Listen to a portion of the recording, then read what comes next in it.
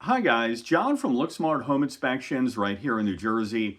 And today I want to talk to you briefly about things that home inspectors don't cover in a house. Now it's true, good home inspectors are going to cover the majority of the systems, components, and structures in a home, for sure, right? But there are certain things that we just can't do. We're not allowed to do. Take, for example, we know that a home inspection is a non-invasive visual inspection of the various aspects, components, and systems of a home, right? We've covered that in a previous video. But there are certain things that we can't do. And one of those things is to open walls and do invasive destructive testing. So no seller of a house is going to allow a home inspector to say open drywall or remove a ceiling or things like that. So that's something that we have limitations on. So if there's defects behind the walls, we're not going to be able to describe those. We're not going to be able to most likely see those unless there is evidence of that defect. So say there's a water leak behind a wall cavity and there is some evidence of water staining down at, say, a baseboard area. Well, then there we can visually see that, document that, explain the problem, but we can't determine the extent of the problem that lies behind the walls. So that is a limitation that we do have. So the home inspection is like a snapshot in time. We're there at the property for, say, 3 hours or so, and we're giving you a snapshot of the conditions that exist at the time that we're doing the home inspection. Like, we don't dismantle equipment either. So we're not HVAC technicians, boiler heating technicians. We're none of that. We're not going to take apart your equipment in house. We're not going to open your boiler per se. We're going to take the cover off the front, but we're not going to dismantle it to check for components, dismantle the heat exchanger and things like that. We're not going to go and do that kind of invasive kind of, dismantling of equipment. The same thing with your air conditioning and heating, right? We do take the cover off the main electrical service panel and any sub panels, that are accessible. We do that, but we're not going in there dismantling breakers and things. So I just kind of want to give you guys an idea of what home inspectors can do and can't do, because we don't want to cause any damages or problems in home. We're not licensed electrical contractors, heating contractors, HVAC, things like that. So there are for sure limitations. Also on a home inspection, we're not going to be checking take for example, your central vacuum system. Although I like to do that if I can find the hose or hoses for the system, I do like to do that, but we're not required to do that. We're not going to be able to check your dehumidification system in a house or your humidification system in a home.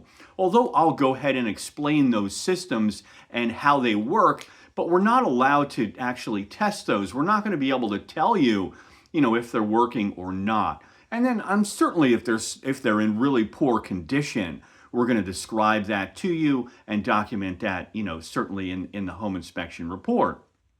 We're not going to be able to go into any areas that are unsafe. Say you have a crawl space that we can get into, but there's a lot of asbestos material hanging off the piping in the crawl space. Well, that's considered an unsafe condition for us, and we're not going to be able to go ahead in there safely and report on any conditions unless you have an asbestos abatement and make that area safe for us to go ahead and traverse. The same thing is true if there's standing water, say, in an area of a crawl space. That would be an unsafe condition. Or say electrical wiring that is loose and hanging in a crawl space. We can't get into spaces that we just can't get into. So if a space is very, very narrow and tight, it's really unsafe for us to try to navigate and crawl into that space. We want to make sure that, we can get out of that space.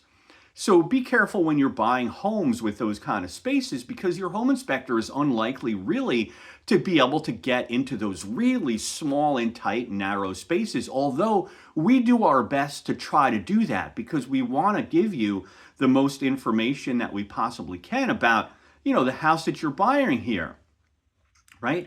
So we're not going to also be able to take for example, like irrigation systems or sprinkler systems, things like that. We're not going to be able to open your well head if you have a well. We're not going to be able to tell you how that well casing looks. It's just something that we're just not allowed to do. There's other, specialty inspectors that would go ahead and do that. Take, for example, examine your well, or examine your septic, or your, below ground oil tank if you have one on the property that you want to get it tested. That's something that we just, don't do. We can't do those kind of things.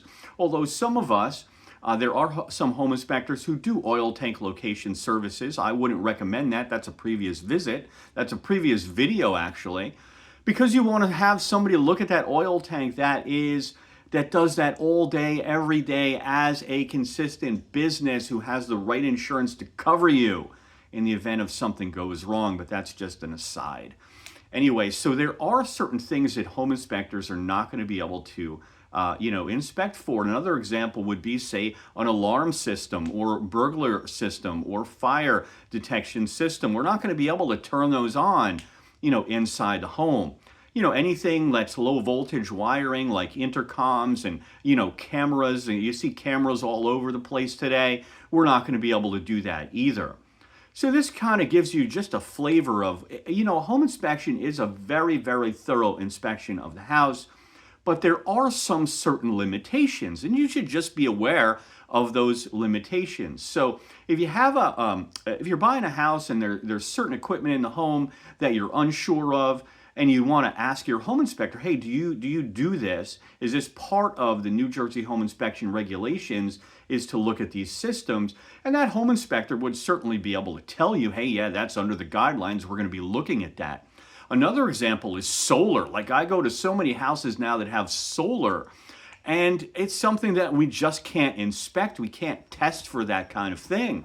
Also, generators. We're not allowed to turn that generator onto generator power, just in case we cause a problem in the house. We don't want to cause issues, in the home for the, the person who owns the home or selling the home. So that's really best left to a electrical contractor, is to test that generator in the house, and to test the, the solar that's in the home. So please be aware, home inspections we provide a lot of thorough information, but there are just some limitations. And if you're buying a house here in New Jersey, you should understand some of those limitations, so you're not surprised at the time of the home inspection. Also, some of those limitations will be described in the pre-inspection agreement that we all send out to you guys before going to the home inspection, right? So you'll get a pre-inspection agreement that states what we do and what we don't do. So read that. A lot of you don't read that, but you should read that just to understand some of these limitations. Thanks for listening. It's John from LookSmart Home Inspections right here in New Jersey. Reach out if you have any home inspection questions.